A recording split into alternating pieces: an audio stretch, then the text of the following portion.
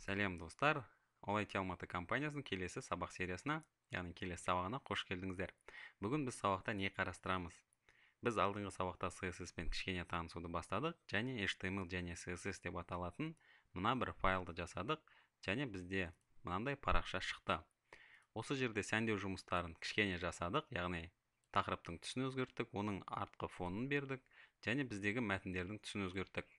Енді бүгінгі сабақта осы HTML-дің бокс модель деп аталатын кішігірім технологиясы бар. Сол технологиямен танысамыз және оның қалай жұмыс жасайтынын көреміз.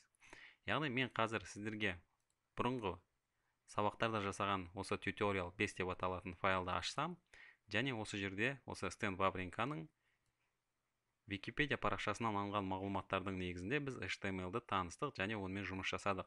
Және қарап отырсаңыздар, бұл жерде суреттің орналасуы, яғни оның осы сөзден кейінгі арақашықтығы қандай болатыны, және оның біздің парақшаның қай жағында орналасатыны, мысалы сол жақта, оң жақта, ортада, немесе видео файлдан кейінгі берілетін мәтіндердің қалай жазылатыны және қай жерден басталатыны, оның барлығы түсініксіз, және бұл парақшаны сәндеуде ешқандай дұрыс тұрмағаны анық. Яғни сіздерге кез келген медиа файлдарды, кез келген тақырыпты, мәтінді, яғни кез келген контентті енгізгенде, оның веб парақшада өзінің белгілі бір орны болуы міндетті. Және осы контенттердің, яғни сурет болсын, текст болсын, мәтін, яғни аудио файл болсын, видео файл болсын, кез келген сіздің веб парақшаңызда жарияланатын контентті басқару үшін осы CSS-тің бокс модель деп аталатын технологиясы, яғни қолданылады. Ол үшін мен кішкене сурет дайындадым, және осы суреттің негізінде түсіндірсем, сіздерге анық және көбірек түсінікті болады деген ойдамын. Яғни қараңыздар, CSS бірінші кезеңде барлық элементті қорапша немесе терезе ретінде қарастырады. Бұл не деген сөз?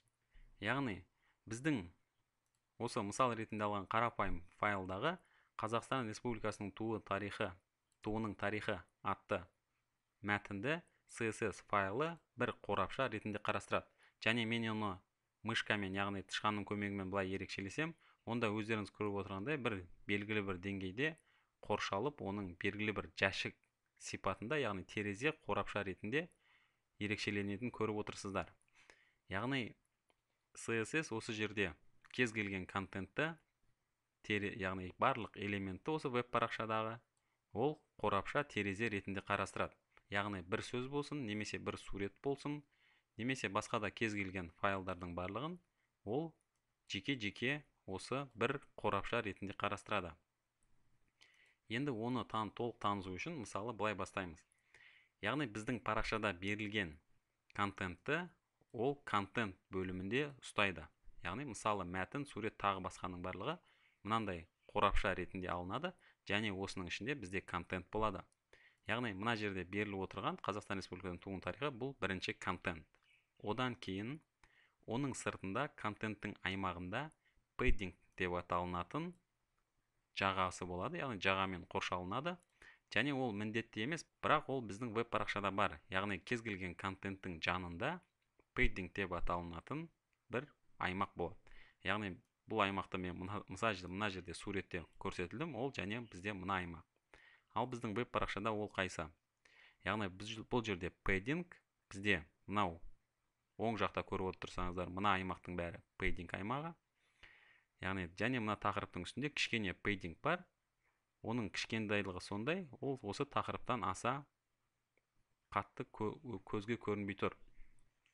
Және осы пэддингтің айналасында бізде бордер деп аталынатын шекарамен шектелінеді, және ол бізде ағылшын тілінде бордер деп аталынады. Мысалы, мынау қара түске боялған мына жердегі аймақ осы шекарасы, бұны бордер деп аталынады.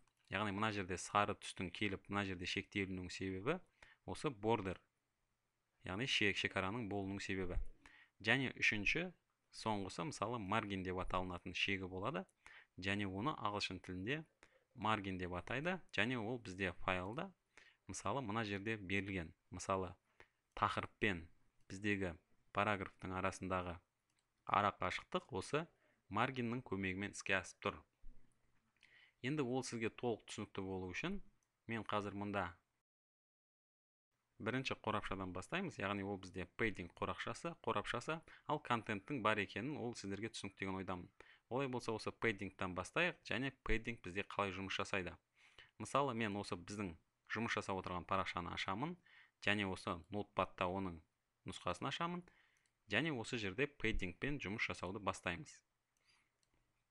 Мен қазір осы тақырыпты padding беру үшін не істеймін?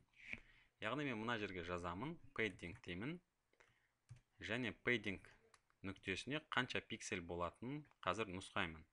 Мысалы, мен paddingтің барлық аймақта мысалы 50 пиксель болғанын қаласам, яғни мына жерде 50 пиксель деп мәтін берсем және сақтасам, сосын осы парақшаны жаңартсам, көріп отырғандарыңыздай бізде қазір heading 1 және heading 2 тақырыптың басты тақырыптар, олардың paddingі осы айтылып отырған жағалауы, яғни шекарасы 50 пиксельге артты. Яғни барлық аймағы міне 50 пиксельге артты.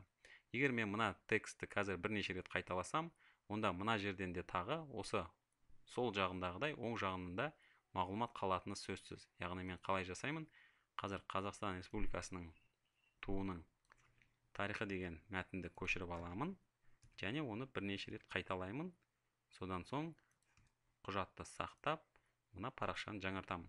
Көріп отырсаңыздар, міне қазір біздің сол жақта padding 50 пиксель, жоғарыда 50 пиксель, оң жақта 50 пиксель және астында 50 пиксель. Енді paddingті тағы да кішкене біраз өзгерістер жасап, онымен тағы да кішкене жақынырақ танысайық. Яғни бұл жерде біз қалай тағы өзгеріс жасай аламыз? Мысалы, padding right деп жазатын болсам қазір, бізде оң жақ padding 50 пиксель болады, алайда оның басқа paddingтар қалай болатынын өзгерістерін көрейік. Мысалы, мен сақтау нүктесін басамын, және көріп отқандарыңыздай біздің padding қазір оң жақтағы нұсқасы 50 пиксель болды, ал сол жақта астында және жоғарғы жағында оның өзгерістері осы автоматты түрде үнсіз дефолт түріне түсті. Яғни мұнда жоқ деуге болады. Енді мен тағы бірнеше өзгерістер жасап, осы paddingтің қалай әсер ететінін және оның көмегімен біз текстті немесе басқа кез келген контенттерді, сурет болсын, аудио файл болсын, немесе видео файл болсын, қалай осы парақшада жылжыта алатынымызды көрейік. Мысалы, мен тағы да осы paddingті таныстыру үшін, мұнда мен padding left деп жазсам, мысалы, сол жақтағы paddingті өзгертейік, және оны мен мысалы 40 пиксель ретінде алайын, және осы құжатты сақтап, жаңарту нүктесін басайын. Көріп отырғандарыңыздай, қазір бізде 40 пиксель оңға жылжыды, және сол жақтағымыз біздің 50 пиксель болып сол күйінде қалды. Енді мен жоғары жақтағы және төмен жақтағы пиксельдерді өзгертуге мүмкіндігім бар. Яғни padding top деп жазсам, мысалы, оны мен 60 пиксель берсем, және сақтау нүктесін бассам, және парақшаны жаңартамын, көріп отырғандарыңыздай, бізде қазір жоғары жақтағы padding 60 пиксельге өзгерді. Енді бұл, әрине, бұл бізге олай өзгертпейтініміз анық. Мысалы, біз оны бізге әдемі болып көріну үшін сол жақтан аз қалдырып, жоғары жақтан кішкене қалдырып, төменден де кішкене қалдыруымыз мүмкін. Және де бұлай әрқайсысын жеке теріп отырмай, осы padding технологиясын, яғни жәшіктің осындай моделін дұрыс теретін, бірден теретін бізде қысқарту бар. Ол үшін біз мынаның бәрін жоямыз, және padding деп тереміз, және осы жерге қажетті жан жағындағы пиксельдерді теруді бастаймыз. Яғни біз бірінші үстінен бастаймыз, одан соң оң жағына жылжимыз, сосын төмен жағына, сосын сол жағын жазамыз.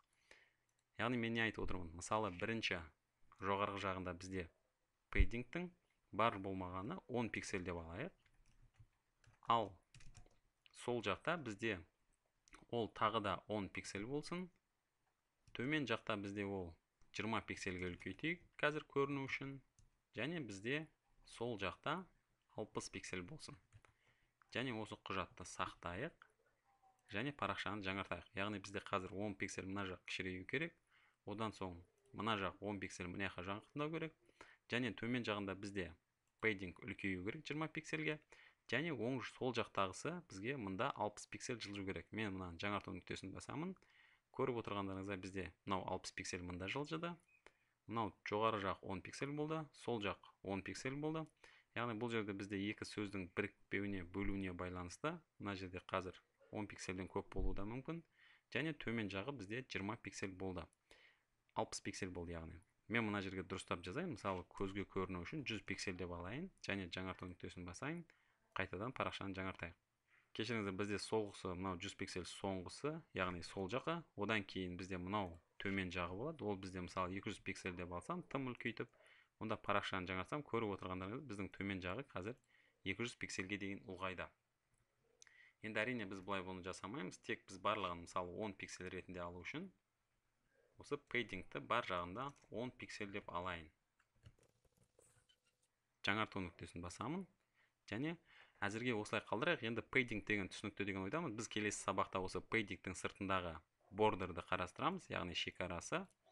Одан кейін біз соңғы сабақта, яғни біз қазір пейдингті қарастырдық, осы контенттің сыртындағы біз қазір содан кейін шекараны қарастырамыз. Одан кейін маргинді қарастырамыз. Және осы үш технологияның басын біріктіріп, қалай сәндеу жұмыстарын іске асыруға болатынын көреміз.